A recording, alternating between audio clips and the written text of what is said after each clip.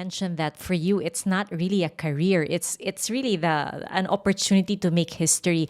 How does that work? I mean, why is it not like a career? Why don't you consider it a career at this point? I mean, given that you've put so much focus and time and talent into it. Well, I consider career as something that you can do for maybe for a good amount of time or for the rest of your life, or something that actually also put food on the plate. The reality of the sport in the world that I live in, we don't make money. It's not a professional sport like basketball or volleyball or baseball or golf or tennis. Anybody in track would tell you that. And it is just an opportunity to be part of that very historic Olympic movement. And, at the time in the Olympics, we didn't have a gold medal. And the first was done by Hidden. And it is something that I saw as an opportunity for me to be part of the history. It is something that was truly possible. I cannot just pass on that moment. It didn't make a lot of sense if I guess not a lot of people would understand that. But when you understand that you're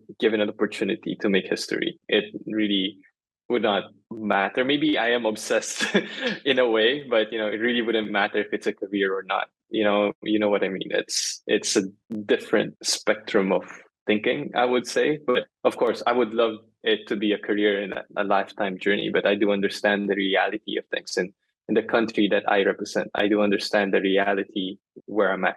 And that's why I don't call it as a career. I see it as a way for me to make history. And now I understand. That makes sense. So, iba kasi pag yung drive mo comes from really wanting to get that medal and, do it for your country. I mean, obviously you're doing it not just for yourself, but for your country when you say that you want to make Yeah. history, diba? And I mean, putting it just a thought, just throw it out there. Imagine you're 50, you're telling your kid, hey, I was once this, and then they'll actually read up on you and, history books, and, you know, this kid's having, your grandchildren or your kid even having your own surname, and then they're in class and like, yeah, the first gold medal is actually hidden in Diaz, and you hold that last name Diaz, and your mom is hidden in Diaz. That sense of pride that your kid and you also feel is something, and it's not going to be erased in the rest of history of the Philippines. And yeah, it makes me just more motivated. So that's how I see it.